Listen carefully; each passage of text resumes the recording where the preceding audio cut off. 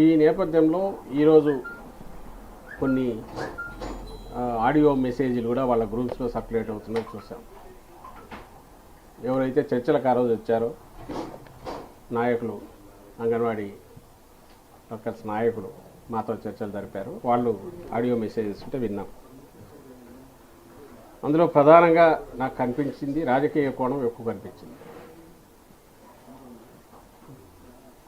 ఈ నాయకులు, అంగన్వాడీ వర్కర్స్ నాయకులు వాళ్ళు రాజకీయం చేస్తున్నారని నేను అనట్లేదు. కానీ వెనక ఉండి నడుపుతున్నవారు కానీ, ఏ యూనియన్లు అయితే ఉన్నాయో, ఏ పార్టీలకైతే అనుబంధం ఉన్నాయో ఆ పార్టీలు కానీ, అవైతే రాజకీయపరమైన అజెండాతోనే చేస్తున్నాయనేది ముందు నుంచి తెలిసినప్పటికీ ఈరోజు వీళ్ళ మెసేజ్లో అది బహిర్గతమైంది. దీని రిపర్కషన్స్, ఇవి ఎంతవరకు ఉంటాయనేది ఆలోచించడం కంటే, ఇంతమంది ఉన్నాం కదా, 1,00,000 మందిమి, మనం అనుకున్నది రాకపోతే ప్రభుత్వాన్ని అయినా దించేంతవరకు పోగలం అనే ధీమా ఈ బయట నుంచి ఆర్గనైజ్ చేస్తున్న నాయకులు లేదా పార్టీల నుంచి ఉందని వాళ్ళ మాటల్లోనే వ్యక్తమవుతుంది ఆడియో ఇది వింటే. ఎగ్జాక్ట్లీ మేము ఏదైతే భయపడుతూ వచ్చామో, వాళ్ళను హెచ్చరిస్తూ వచ్చామో అంగన్వాడీ ఉద్యోగులు, అదే ఫైనల్గా జరుగుతుంది. నేను చెప్పదలుచుకున్నది ఒకటే, మేము అంతకుముందు అడ్రస్ చేసిన ఏవైతే సాల్వ్ కాగలిగినవన్నీ చేసుకుంటూ వచ్చాము. ఏదైతే ఇమ్మీడియట్ ఈ టర్మ్లోనే ఇప్పుడు చేయడం కుదరదు కాబట్టి తర్వాత భవిష్యత్తులో దాని గురించి, ఇది ఎన్నికల సమయం, ఎన్నికలు వస్తున్నాయి, అయిపోయాక తర్వాత మాట్లాడదాం, దాని గురించి ఏదైనా సానుకూలంగా చేయడానికి ప్రయత్నం యాజ్ ఆఫ్ నౌ అయితే చేయలేమని చెప్పారు. అది ఏదో బెదిరించడానికో, వాళ్ళు ఎట్లయితే సమ్మె అనేది బెదిరించడానికి మేము చేయట్లేదు అంటున్నారో, నిజంగా చేయట్లేదు కూడా అని ఇన్నాళ్ళు అనుకున్నాం. కానీ ఇప్పుడు చూస్తే అది కనిపిస్తుంది. అలాగే ఇటు ప్రభుత్వం వైపు నుంచి కూడా ఉన్న పరిస్థితిలో ఇంతకంటే ఇప్పుడు పెంచడం కుదరదు, నెక్స్ట్ ఖచ్చితంగా వచ్చే సంవత్సరం దాన్ని తప్పకుండా ఆలోచిస్తాం ఉన్నప్పుడు అందులో కూడా అంత నిజాయితీ ఉంది. వాళ్ళ డిమాండ్లో ఎట్లయితే నిజాయితీ ఉందో, లేదా వాళ్ళు రాజకీయాలకు అతీతంగా తమ సమస్యను ప్రభుత్వానికి విన్నవించుకున్నారో, ఇటు ప్రభుత్వం వైపు నుంచి కూడా అదే నిజాయితీతో చెప్పారు. అది మేము రాజకీయం కోణంలో అది జరగకుండా చేయడం కోసం భ్రమలో పెట్టడానికి ఏదైనా మాట్లాడి ఉంటే డిఫరెంట్. కానీ ఆ రోజుకు ఈ రోజుకు అదే స్టాండ్. ఆ రోజు కూడా ఇదే చెప్పాం. ఇట్లే సమ్మె చేస్తూ ఎంతకాలం అని ఇది ఉంటారు ఒకటి. ఇంకో పక్క దీని మీద, ఈ ప్రోగ్రాం మీద, అంగన్వాడీ ప్రోగ్రాం మీద లక్షలాది మంది పిల్లలు, బాలింతలు, గర్భిణులు, మహిళలు డిపెండ్ అయి ఉన్నారు. కుటుంబాలు డిపెండ్ అయి ఉన్నాయి. వాళ్ళకిచ్చే ఫుడ్ కానీ, రేషన్ కానీ, రెగ్యులర్ సప్లైస్ కావాలి.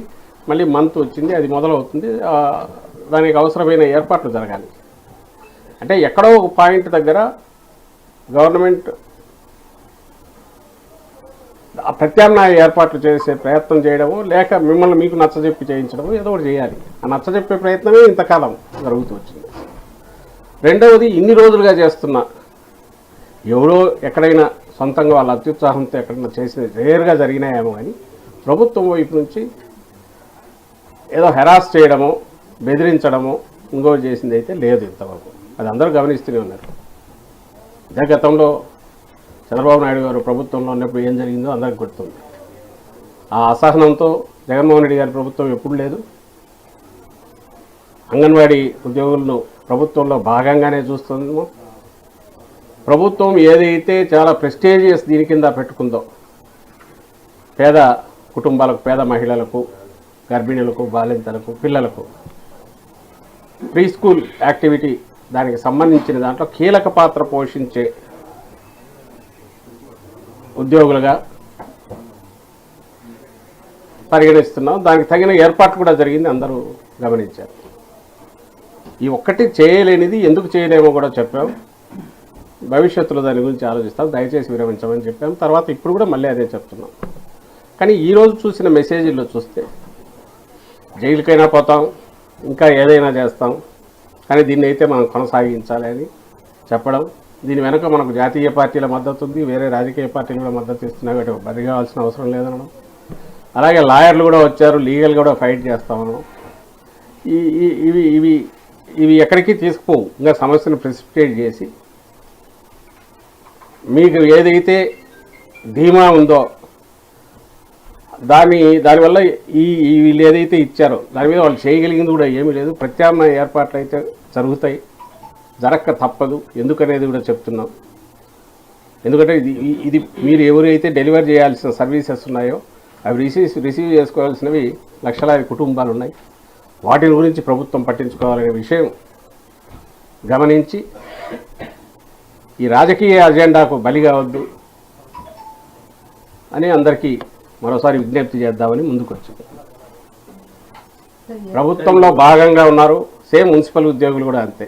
వాళ్లకు చెప్పాం, సాల్వ్ చేయగలిగినవి చేస్తాం. ఇప్పుడు చిన్న చిన్నవి ఉంటే చేస్తామంటున్నాం. వాళ్లకు తెలుసు, మున్సిపల్ ఉద్యోగులు కూడా తెలుసు. ఇవి ఇవి ఇవి ఎసెన్షియల్ సర్వీసెస్, ఇవి అత్యవసరమైనవి. ఎంటైర్ సివిక్ లైఫ్ను లేదా పేద కుటుంబాలను డిస్టర్బ్ చేసేవి. వాటిని ఎలాంటి భంగం కలిగినా ప్రభుత్వం బాధ్యత అవుతుంది. మీరు కూడా ప్రభుత్వంలో భాగం కాబట్టి అడగడం బాగుంది. అసలు ఆ సమ్మె పోకుండా కొన్ని పరిష్కారం అయ్యేది కూడా చాలా వరకు వీళ్ళు పరిష్కారం చేసినవి, సమ్మెకు పోనవసరం లేకుండానే చేసినవి, చేస్తున్నవి కూడా. వీళ్ళందరూ కూడా అంతకుముందు సిఎస్ గారి దగ్గరికి వస్తున్నారు, నా దగ్గరికి వస్తున్నారు, మంత్రుల దగ్గరికి వెళ్తున్నారు. రెగ్యులర్ ఇదైతే ఉంది ఇంటరాక్షన్. బట్ సహజంగానే శాలరీ పెరుగుతుంది మనం సమ్మె లేకపోతే అన్నందువల్ల వెళ్ళి ఉండొచ్చు. కానీ అది సాధ్యం కాదు. దానికి ఉన్న పరిమితులు, దానికి ఉన్న ఇబ్బందులు మేము చెప్పిన తర్వాత వాటిని అర్థం చేసుకొని చేస్తే బాగుండేది. ఈరోజు ఇంకోటి రౌండ్ టేబుల్ అని చూసాం. సహజంగానే తెలుగుదేశం మొత్తం అక్కడ చేరారు. వీళ్ళందరూ ఎవరంటే జగన్మోహన్ రెడ్డి గారిని టార్గెట్ పెట్టుకుని ఏదో ఒక రకంగా పొలిటికల్ మైలేజ్ పొందాలనుకునే వాళ్ళు. తప్పు కాదు, వాళ్ళకి ఇది ఉంటుంది, వీళ్ళది తప్పు కాదు. అది ఎన్నికల్లో రేపు ఎలాగూ అలాంటి నిర్ణయం తీసుకోవాలని వాళ్ళు, అది ఎవరి ఇష్ట ప్రకారం వాళ్ళు ఓటు వేస్తారు, దట్స్ డిఫరెంట్ ఇష్యూ. కానీ గవర్నమెంట్ యాక్టివిటీ ఏదైతే ఉందో, లేదా ప్రజలకు, పేద ప్రజలకు అందించాల్సిన ఇది కానీ, లేదా మున్సిపల్ వర్కర్స్ విషయంలో అయితే పారిశుద్ధ్యం అంటే సివిక్ లైఫ్కు, పౌర జీవితానికి సంబంధించినంత వరకు ఎఫెక్ట్ అయ్యే రకంగా అది కంటిన్యూస్ చేయడం అయితే దాన్ని రిజాల్వ్ చేయకుండా ప్రభుత్వం ఊరకైతే ఉండలేదు.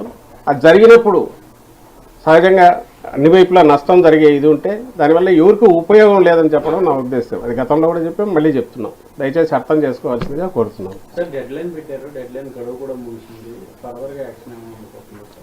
దాని ప్రకారం ఇప్పటికీ డోర్స్ ఆర్ ఓపెన్, వాళ్ళు చేయొచ్చు.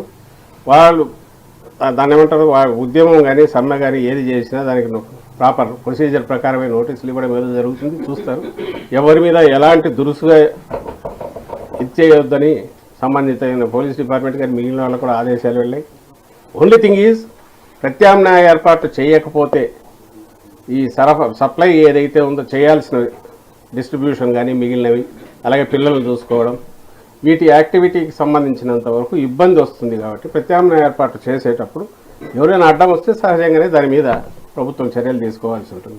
అంతకుమించి వీళ్ళు సమ్మె చేస్తున్నందుకో, లేదా రకరకాలుగా వాళ్ళు పరుషంగా మాట్లాడుతున్నందుకో, లేక మేము ప్రభుత్వాన్ని దించుతామన్నందుకో, అలాంటి వాటికి అయితే ఎవరు దురుసుగా ప్రవర్తించరు. ప్రభుత్వం వైపు నుంచి పూర్తి సమయవంతం ఉండమని ముఖ్యమంత్రి గారు చెప్పారు. గత ప్రభుత్వం అలా కాదు. కానీ బాధ ఏంటంటే ఆ మాటల్లో జైళ్ళకైనా వెళ్దాం, ఏదైనా చేద్దాం అనడానికి ఇది డీల్ చేస్తున్నది ప్రభుత్వంలో అంతర్భాగమైన మీరు ప్రభుత్వం మీదే ఇది చెప్పి చేయడం అంటే, చేయగలిగితే ఇప్పటికే చేసేవాళ్ళం, చేయలేని పరిస్థితుల్లో అర్థం చేసుకోమని ఇటుపక్క అడుగుతుంటే ఇది తెగేంత వరకు లాగడం అనేది కరెక్ట్ కాదు. ఆ తెగేంతవరకు లాగడము, తెంచడము అనేది మీ వైపు నుంచి వద్దు. ఇటువైపు నుంచి ఆ ప్రయత్నం అలాంటి ఇది ఉండనే ఉండదు. గవర్నమెంట్ వైపు మీరు చేయొద్దని ఉద్యోగులందరికీ విజ్ఞప్తి చేస్తారు.